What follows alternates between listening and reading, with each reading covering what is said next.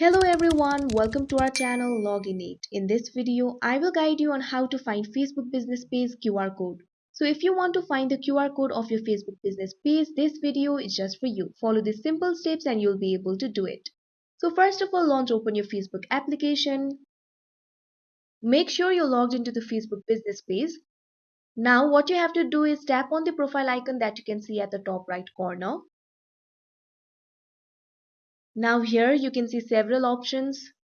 At the top you can see settings icon and search icon. All you have to do is tap on the search icon. Now you have to type QR code. Tap on the search button. Now here at the top of the search list you can see QR code, scan QR codes and share your personal QR code with others. All you have to do is tap on this option. Now here this kind of interface will be opened. Here you can see camera is open for you to scan others' Facebook pages. In order to get your QR code, what you have to do is switch to My Code option that you can see right over here.